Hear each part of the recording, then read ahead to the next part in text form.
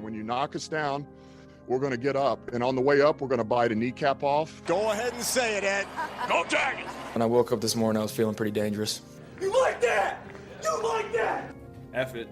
Jamar's down there somewhere. The New Orleans Saints select Marcus Davenport. No! Splash Brothers? Yeah. It's playoff. Keep going, Brace. The playoffs? Don't talk about playoffs. If it doesn't fit, you must acquit. Mexico team. Peyton, what were your thoughts on the game? I mean, I don't care who you play. Anytime you hold a team to 0 points and 88 total yards, that's saying a lot. Because you usually see even blowouts give up a late score at the end when you put the scrubs in, but we were putting third stringers out there and still holding them.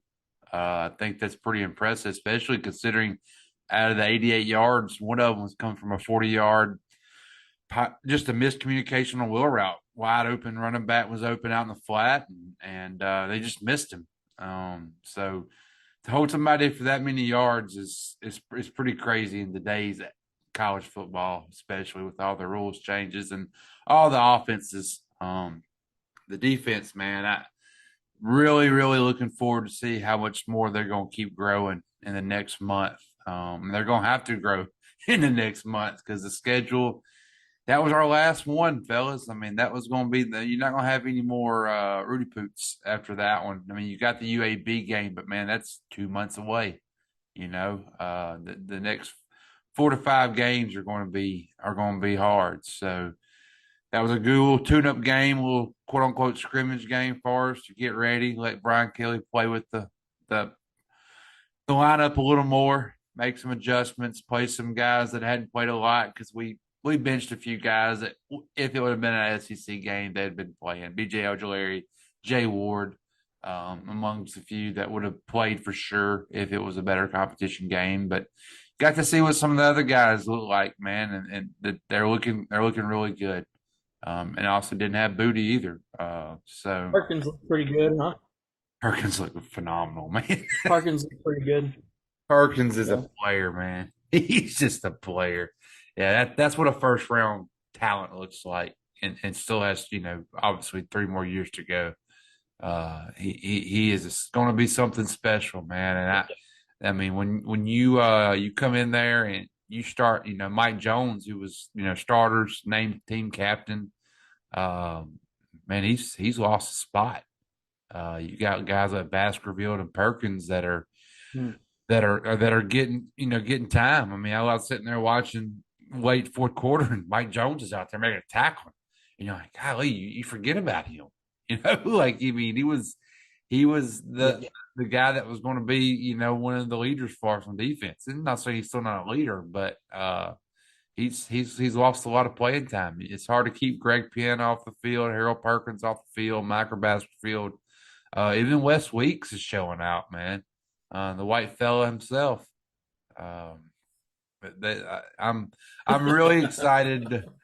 I'm really excited to see what the defense is going to look like in 2 weeks against Tennessee. That's when you're going to have a good test of it right there.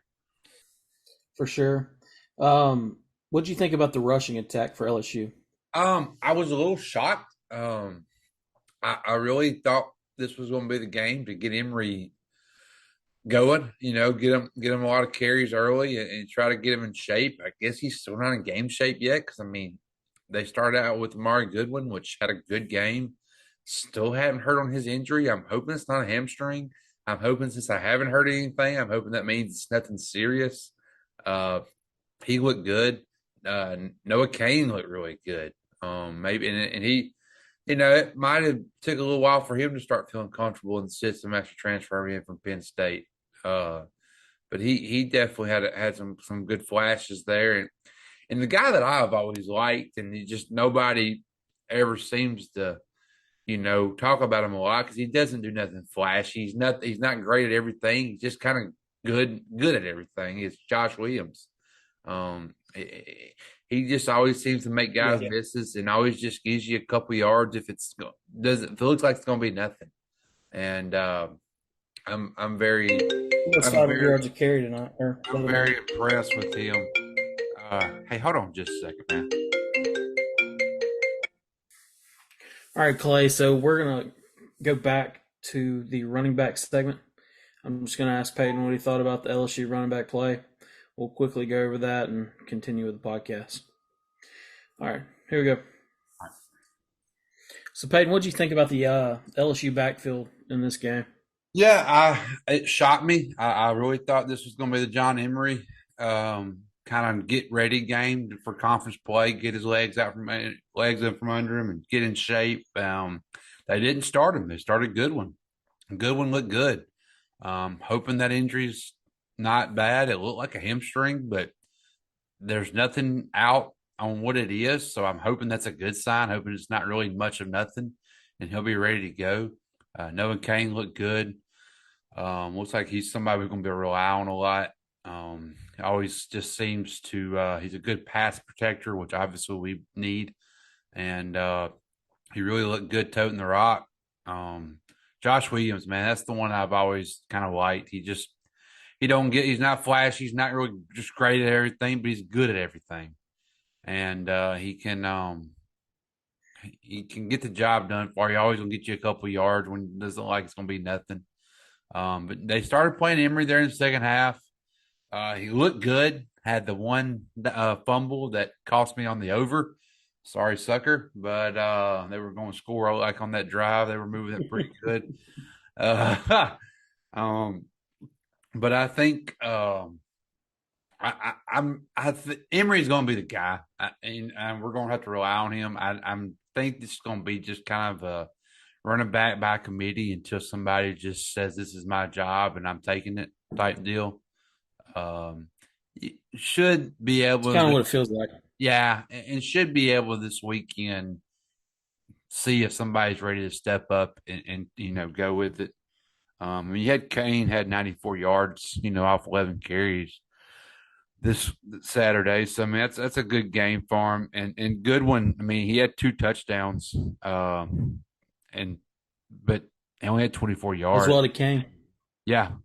So I think we got a good core there. I'm really hoping Emery though is going to eventually just emerge out and say this is my job, But time will tell, I guess. I mean, it's still kind of early in the season, so we'll see.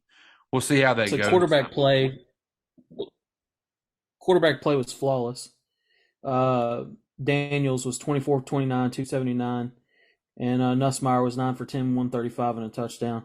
No interceptions. Can't complain about that.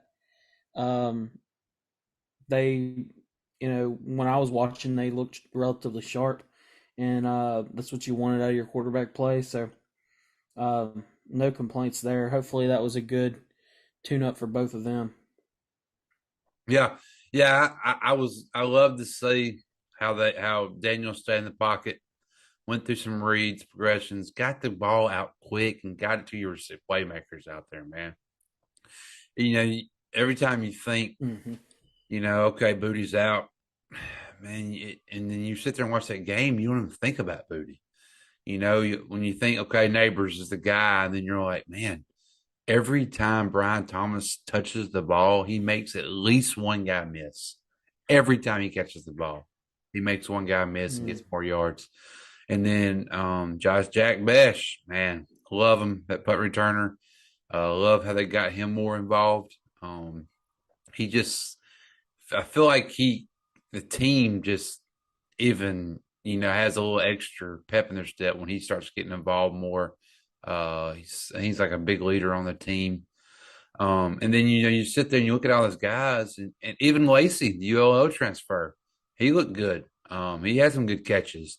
And you're like, oh, yeah. And then there's Dre Jenkins, who's, been here for 5 years and still makes plays. And it's just like, plenty of them out there, man. I just hope we can, hope Daniels, especially come SEC play when the pass rushing is going to be faster. The windows in the secondary are going to be a lot smaller. I'm hoping he can make plays for us, man, because yes, it's nice for him to run around. It's nice for him to pick up those yardage for you, but in my opinion, an offense is going to look better and flow better when you get your receivers out there and let them make plays, man.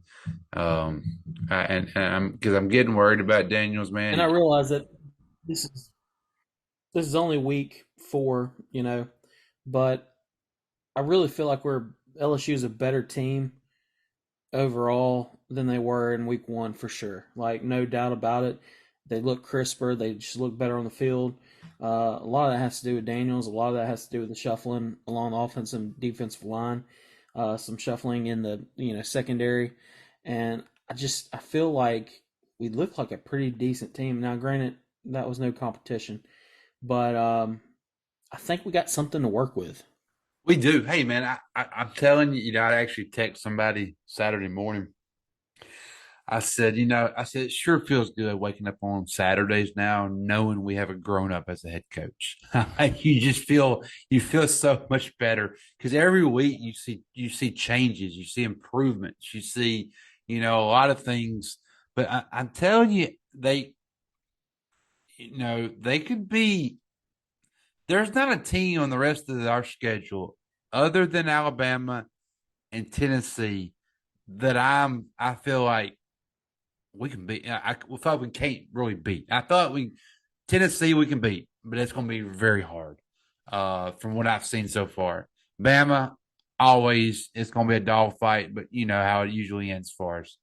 All the other games, I don't feel like we can win most of them by a score or two if we play well. If that defense keeps holding up like that, man, the offense is eventually going to start clicking. Quiet little thing that LSU, we're sitting there 3-1, and we're 12th in total defense in the country right now, and we're 22nd in total offense in the country right now. Wow! I mean, so there's quietly putting on a good year, and you know who's number 11th in the country? Georgia. Everybody's praising their defense. We're right there in rankings with Georgia. Wow. And arguably, we could say we've had a tougher schedule than they have too, leading up to those 4 games. Other than that, the Oregon win, that was a big win for them. That was a good win. But I mean, I would say Mississippi State's obviously better than South Carolina, who they play. And everybody wants to rave about Ole Miss's offense.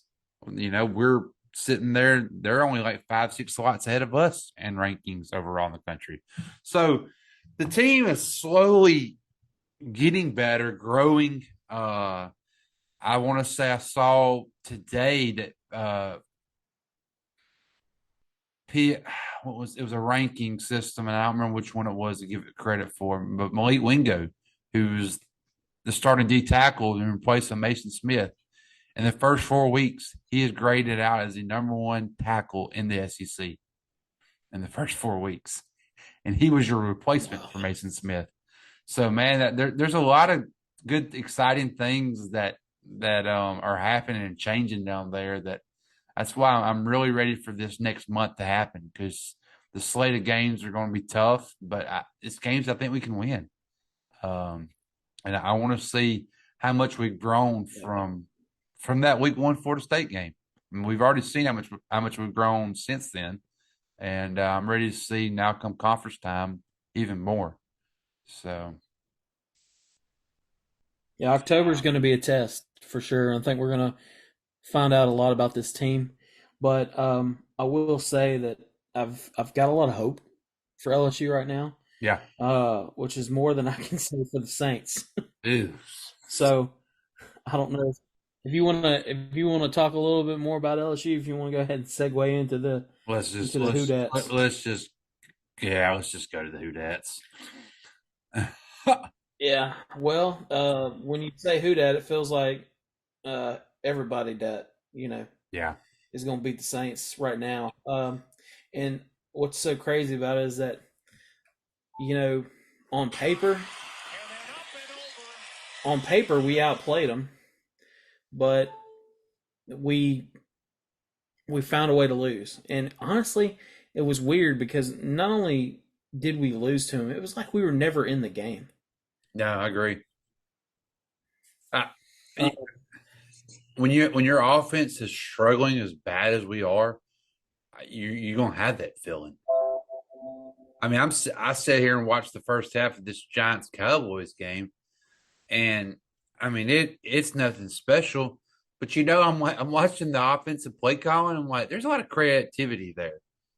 I mean, these quarterbacks aren't any better than Winston, but you know what? There's a lot of creativity and there's a lot of ways they're helping their quarterbacks out, which I feel like we're not helping ours. Right. Yeah, and I guess that's a good place to start is the offensive coordinators and the play calling by Pete Carmichael. Doesn't really feel like they're jiving. We talked about it a lot, during the game in the group text, and it's like they're either dinking and dunking on glorified handoffs or they're trying to throw the ball 30, 40 yards down the field. And that's not how you play football in the NFL. I mean, it's your money is the intermediate passes, the ones that get you first downs. And we did not play well on third down. Neither did Carolina. But the real difference in the game is that we gave a team that had no turnovers yet this year, and we lost the turnover battle 3-0. So we had 3 turnovers, 2 picks, and a fumble. A fumble for 6 points. Kamara dropped one. Well, he had it punched out. But so you take those three turnovers, and then you figure one of them went for 7 the other way basically, and we had 2 missed field goals. We lost by 8 points? Yeah. I mean, like the Panthers should have never been in the game. We should have stomped a mud hole in them, but we just, I don't know, man. It's like, I mean, I'm not trying to crack on old people. It's like watching some dancing going on at the nursing home or something. We just that out of rhythm. I mean, we have no rhythm. You got to have an identity to have rhythm. I mean, I got the blue, Yeah, and you're right. I don't know what that is, and it's almost. We talked about this too on the last podcast with all the guys, but it feels like, some of those older LSU teams prior to Joe Burrow's arrival that had just an embarrassment of riches at skill position, but no identity, and thus we kind of struggled. I mean, look at the OBJ juice years. Jarvis and OBJ definitely could have played better if we'd have had more of an identity on offense. But that's what it feels like. I mean, you look at the first drive. Okay, Kamara breaks one out for 25 yards or so, 30 yards. Look good. Look like the old Kamara. Okay. Mm-hmm. Well, forget that. That worked. We're not going to do that again. Okay, so Michael Thomas catches 2 balls. I mean, defenders draped all over him, catches both of them. Catches a third one, which was called back because of a terrible penalty on Ingram for a chop block, which it wasn't. He was not in. He made a clean block anyway. But no, that was piss poor. Yeah, absolutely. That was another phantom ball. Yeah, and what I'm getting at is there's like Thomas had 5 targets all game.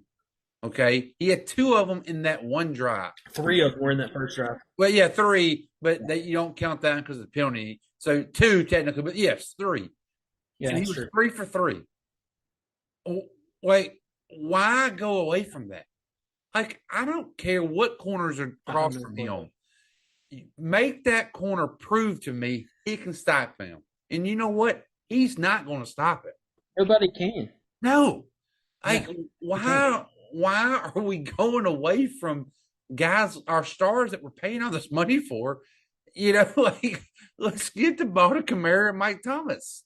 I don't get the and I think it's like we were saying it, like we were saying last night in the pod with all the guys, it's like we almost have too many toys. Like we just try to get too many people involved instead of just keeping it simple, giving it to your 2 playmakers and going with it, man. And it's just frustrating. Here's another thing, and I talked about it a lot in the group text and some on the pod yesterday, and then it's always nice to hear some professionals reaffirm you. But Jacob Hester and T-Bob were talking about the game, and Hester mentioned the exact same play I did. That 3rd and 12, they overloaded our right side of the line, so Ramchak's side, and we didn't have numbers over there. Jameis never checked out of it, just ran the play and prayed to get it off, which you're not going to get it off. You don't have time to get 12 yards down the field and get a route. That kind of stuff, Peyton, that blows my mind. I mean, he never checked. No, I was screaming at the TV like, "What are you doing? What are you doing? What are you doing?" I mean, he seems to never like. I mean, I'm sitting here watching Daniel Jones tonight, and I mean, he's even making some checks and some calls at the line of scrimmage. Like, I mean, so it's I'm just not sure if Carmichael. Jameis has the experience. He has the experience in the time in the league, the time behind Drew Brees and Peyton, to be able to do that. And, I mean, that's just what we've come to expect out of a Saints quarterback, to be able to get you out of the bad plays and into something that might work. And I think that's what a lot of the guys who probably were, pushing Brees out the door probably regret, is that, we need that field general. And I don't know why Jameis hasn't done that, why he can't take over that. He did miss some throws, and I kind of give him some grace on that and tribute to his back. Because, starting that kinetic chain at your feet, and it's got to move up your, limbs, so your back into your arm, and, the back, your spine is an important part of that, and his is busted up. So, I realize he's going to miss some, but that really, I don't have a problem with his accuracy right now. He's throwing 63% on his passes. I can live with that. You're over 60%. We're good. It's just that I don't understand the play calling, and I don't understand why we don't see blitzes coming when they're lining up. They're showing it. They're not even hiding it, Peyton. No, absolutely not. I mean, they've got 3 weeks of film now to show that why hide it. We're not changing at the line of scrimmage. I mean, what? It's mind blowing that Carmichael has sat there behind Peyton for almost 20 years, and this is what we get. Like, look, and I'm telling you, our offensive line's bad too. There's a lot of issues there. Yeah. It's not good. And then look, but why? I mean, they've got talent. Yeah, well, I mean, you've got more injuries again now. Pete went down yesterday, and you're already on basically a second/third string left tackle. In my opinion, Ruiz has never been good. I say he's a lot worse of a first round pick than Marcus Davenport is. Ramchek and McCoy, I think, are your two anchors there. Pete, you can't rely on, and he's always hurt. And look, I like Alex Hurt at left tackle. I think he's a perfect spot as a backup where you can fill him in and wherever you need him. If you get an injury at right tackle, he could go there. If you got an injury at right guard, he could go there. Is he an every week starting left tackle? No. And I think it's showing. Which, hey, we missed Armstead, but you know what? He's already hurt at Miami. Surprise, surprise there. So, but yeah. I mean, he was only a part-time tackle anyways. Yeah, absolutely he was. But I would, from what I've been told, and coaches have always said, is the offensive linemen they love going forward a lot more than they like going backwards. And I just wish you would get the run established, and I think that would help Winston out a ton. And you have the running backs to do it. I think we can get a good enough blocking up front to get some runs going. But I just want an identity at this point. Let's do one thing or the other. we're going to freaking throw it around the yard, okay, let's commit to it and throw it 50-something times. I mean, like, let's don't let's go one way or the other, because this we look lost out there, man. And I tell you what, that sideline, that defense is they're going to get agitated for too long, man, because they're on that field way too much. Well, they already are. They already are. I mean, your leaders out there, Davis and Cam and all those guys, they've always stood for Jameis. And this week they just didn't have much to say, and I think that kind of says it all. Maybe they're a little fed up with the offense. Not necessarily, and it doesn't all land on Jameis. It can't, but a lot of it has to start with him. He's the quarterback. He's the one driving the ship. I think a combination of the O-line play, injuries, play calls, and just a failure to check in and out of bad plays at the line of scrimmage is killing us. Let's hit some bright spots, though. Olave, even though I didn't want him to have 13 targets, I'd rather those go to Thomas. He did have 147 yards, 49 yard on the longest reception of the game. Our boy who just won't go away. I mean, I was ready to cut him. Traquan is still hanging around. He had over 100 yards yesterday. Made some good plays. I'm still not sold on him. I don't trust him as far as I could throw him. But he looked good. Michael Thomas, when he was actually targeted, was doing Michael Thomas things. Juice got hurt kind of early on, tweaked his ankle there on a ball that it was behind him, but I know why Jameis threw it behind him. And when he went to stop, he got his foot stuck in the turf and tweaked his ankle there. Not really Jameis's fault. He was hoping that Juice would settle in that zone, and that's just a product of not having the chemistry just yet. But I still think we have one of the best receiving cores in the league. Pete Werner has been a smoke show on defense, man. Just leads the team in tackles every week. He had 11 tackles this week. Shy Tuttle stepped up again and had 7. I know we were kind of disappointed in him in week 1 against the Falcons, but he's kind of turned it on since then. Davis, he's averaging about 5 tackles a game, which is not a lot for him. Maybe he's taking a step back. Cam got a sack, his first sack of the year, I believe. But we didn't generate any turnovers. I think a lot of that has to do with our secondary, and Adebo was back, but I don't know. We have no pass rush either. I mean, we did get 3 sacks against Baker, but prior to that, so we've only had 4 sacks total in the year. So, I won't even mention his name, but there's a guy in Cincinnati that I wish was still here instead of these prototypes. But we got to generate a pass rush. That's and look, our defense is great. I'm probably nitpicking, but if you're gonna we've lost to think of the quarterbacks we've played. So we lost to Brady, then we lost to, and not a good Brady, like a Brady without his weapons and without an O-line, and then we lost to Baker Mayfield. We almost lost to Mariota. That's not gonna cut it, when we start playing some better quarterback play. So you got to get a rush. I mean, that's the key to beating a good passer.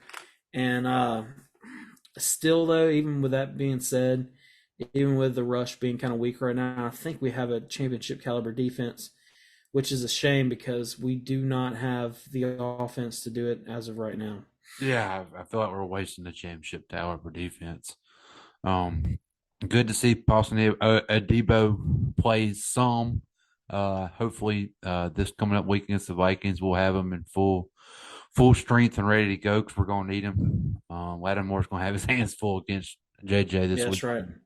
But yeah, there's been some bright Right. spots. I hated to see Taylor go down and on the IR after getting hurt in practice this past week. That definitely shuffled the secondary even more. I mean, we've already got it shuffled with, obviously CD Deuce and then Marcus May, and then you get the Taylor injury. So, I mean, it was a kind of a last minute put together secondary for us. But hopefully with the Debo coming back, and you should have Marcus May fully go. Hoping we're going to see, a full capable defense going in this weekend. I'm very disappointed in our pass rush. I really thought we had enough guys in the rotation where you could get some established. I'm afraid, like I've been saying, I'm afraid age is caught up with Cam some.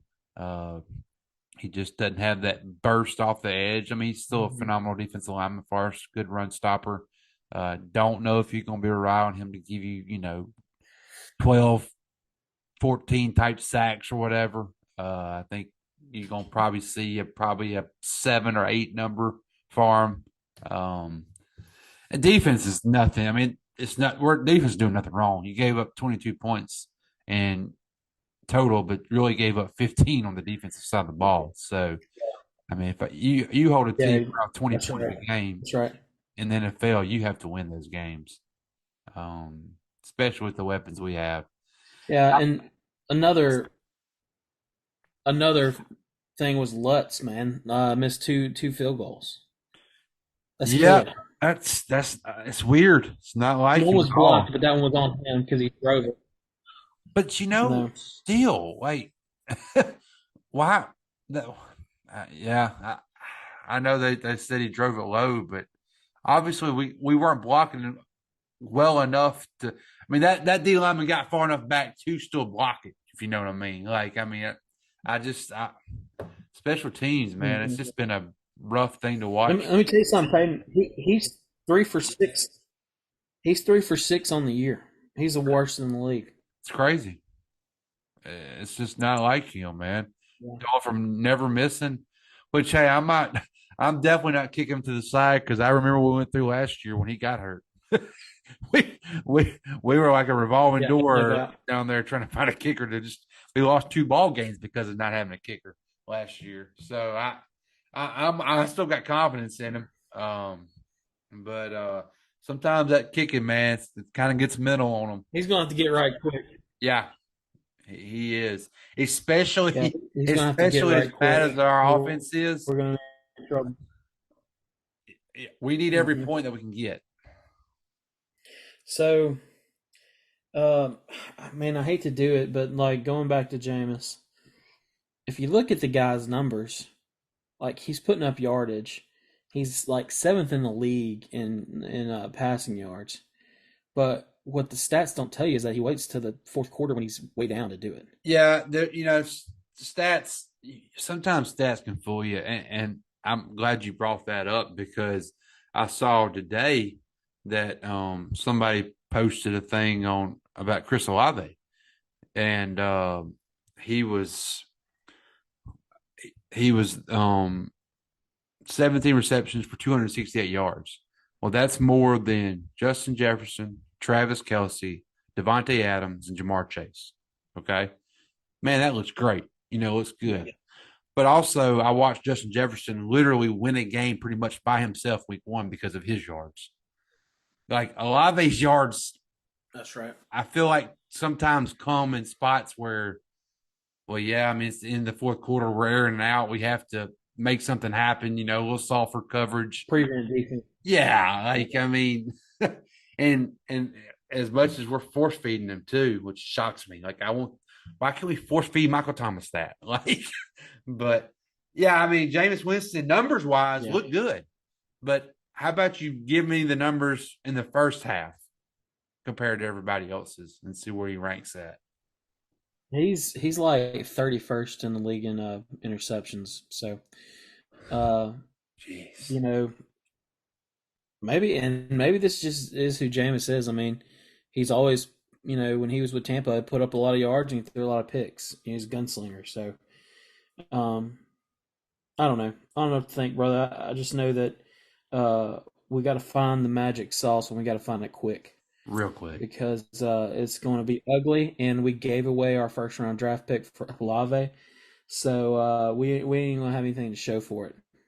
No, absolutely not. Nothing. That's the part that sucks is, I mean, if say we went off and had a terrible rest of the year, you can at least say, all right, we're going to have a good first round draft. No, you're not going to have that either. So, I mean, we're all in. There's no, you're just going to have to figure. And I want to see some enthusiasm. I know it's not his nature, but Dennis Allen's got to show me something on that sideline, man. I mean, he has the same look. It's just no, I mean, you come out 3 weeks in a row flat like that. That's coaching. I mean, that you change something up. Whatever you're doing is not working. Let's change little things up. Change your routine up. Change your warm-up session up. Something needs to change going in this game this week. Yeah, and there was a stat that I read that we had been shut out 4 times in the first half in the last 20 games. So that's like 20%. And in over 200 games with Drew Brees, we've been shut out the same number of times in the first half. So, I mean, we had a Hall of Famer there, guys. I know that people were frustrated with him by the end of it, but yeah, because those guys are few and far between, and we're at the far between. Yeah, we're at the bottom. We're at the bottom of the. We're at the bottom of the bottom. I mean, we're not at the very bottom, but we're getting close, man. Winston's, I just wouldn't have thought it would have been this ugly, I guess, is what shocked me so much. I'm hoping this Sunday at 8:30 in the morning, I'm sitting in my recliner and he turns things around, but there's been no sign of that's going to happen anytime soon. And if you want to make that happen, go to Kamara and go to Mike Thomas. Yeah, that's your key. That's all you got to do. I mean, you got playmakers on playmakers on playmakers. There's no reason not to just tear it up. And here's another thing, man. Jameis has the ability. Yeah. He's still got a freaking rocket on him. Yeah, it's not lack of talent. No. Like, I mean, I'm not sitting there and like Cooper Rush or Danny Jones that are playing right now. It's because, well, maybe they just, don't have quite the arm strength or what. No, Winston has it. I'm just not sure he has it above the shoulders. Yeah. Yeah. Well, that's rough because, to run an offense with that many weapons and to utilize them and get the most out of them, I feel like that side of it is probably the most important thing. So, I don't know, man. We'll see what we can do against the Vikings. Freaking London game. I hate this crap. I don't like Thursday games, and I don't like overseas games, and I don't like the 17th game either. It's just the NFL's way to squeeze more money out of it, and I don't know why they need to. They're the wealthiest league in the world as far as money that they make, but they are so. Yeah, I'm not I think the guys are already over there. I'm not a big, fan of Thursday nights. I'll overlook that. I don't understand the London game because we're obviously not putting a franchise over there. I mean, like, football is not well played. Like, why? What's the purpose of still going over there? Like, I mean, I know there was a lot of rumors when they started this that they were going to put a franchise over there, but obviously they're not. I mean, I guess it's just all money. It's a net positive in the checkbook. Yeah. Yeah. It's a net positive in the checkbook, so they do it. I mean, I know people are going to be there. I promise you, if it was a negative, they wouldn't do it. No, you're right. No, I mean, they had quit it years ago, but I mean, they keep going and keep putting. 3 games over there this year. So it used to be just 1 game. So now we're up to 3. So the positive signs of the money are definitely coming through for sure. Yeah. So I don't know, man. Gonna be a tough season, but we're here for it. We're gonna watch every game. We're gonna cover it, and we're gonna talk about it every Monday night. So I mean, Peyton, this is what I'd be doing anyways. This is what I was doing when I was a little kid and had to wear a bag on my head. Definitely didn't have a computer and internet connection to sit in front of and talk about it, but I talked about it on the playground, so That's right. might as well keep doing it now. But that's all I got, brother. I don't know about you. No, let's get 2 wins this weekend. Let's beat Auburn and get Brian Harsin fired Sunday morning, which is probably going to happen after we beat Auburn Saturday night. And let's There you go. let's go get a win against Vikings, man. Let's go 2-0 this weekend. Hey, man, it's still September, so there's still time. It's There's early. still time for the Saints. Yeah, LSU's playing well. So let's have them turn Hey, it up a we're notch. we're SEC tied play. for first in the SEC West right now, and thank God the NFC South sucks, so we still have a chance. That's right. So you're saying there's a chance. There's a chance. Oh, by the way, the cold hard takes guy already posted the Bart Scott's Jameis Winston being the MVP and the comeback player of the year. He already posted that, so Yeah, I think he's saying Jameis is done. I think That's it's not a good, safe though. one to say. Yeah, I don't think MVP's in the picture for sure. Yeah, but it's early. It's early. He's got talent. Let's just see if he can get it together. He's definitely got the blues, so he needs to get a rhythm, as Johnny Cash would say. So we'll see how he does. And look, I will say this: I watched a lot of post game interviews, and he's pissed, and he needs to be. So it's a far cry from the Aaron Brooks days when he would play terrible and just didn't have a care in the world. Right. So at least he cares, and he's a captain for a reason. And I'm gonna ride with him until they throw in the red rocket. Then I'm gonna ride with him. So it is what it is. You think Winston gets a couple more weeks and then the Red Rocket gets a chance? I don't know. I think they're gonna pull him out on an injury. I don't know. I don't know how long that back can hold up like that. He Especially took with a couple of hits. shots Sunday. Yeah, And I yeah. kept feeling like he was going to kind of favor it or hope, but he never did. But he took a couple of good shots Sunday. We might see him in London. That's gonna be a lot of stress on Jameis, traveling, sitting in a plane like that. Can't be comfortable. I mean, I know they're flying a little more comfortable than we are on a normal plane, but that flight over there is not the best for that back for sure. So, yeah, we might see Andy Dalton, and that won't be a good thing. I don't think. Could be wrong, but I just don't know how much Andy's got left in the tank at this point in his career. I don't either. Now he still had some good games, and when he was at Dallas, I mean, he was. Yeah. I mean, I got a good buddy as a Cowboys fan. He was mad when they let him go. Like he wanted to keep him for a backup. So I mean, yeah, veterans always seem like they have a puncher's chance in any game that they come in and that's relieve. right.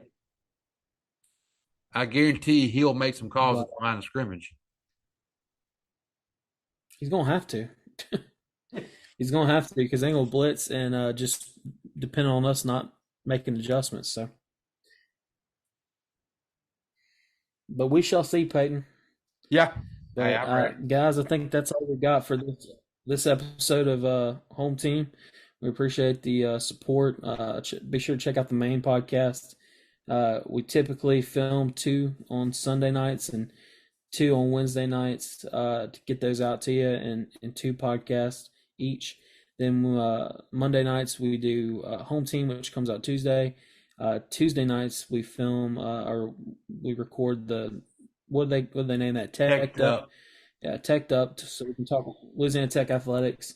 Also talk a little Rust and Flair there with some of the area high school stuff. We also do our fantasy football Friday show with Derek and Josh. So we appreciate all the support. Continue to listen to us. And can't forget Hunter and Clay have their movie podcast, which is actually doing pretty well on Instagram. Hunter's got a little bit of a following there, so if movies is your thing, we got something for you there too. So be sure to check us out on all your favorite podcast sites. Check us out on social media. We're here. Holler at us. Let us know what you think. We appreciate your input and your support. Absolutely. Go Tigers. Who dat?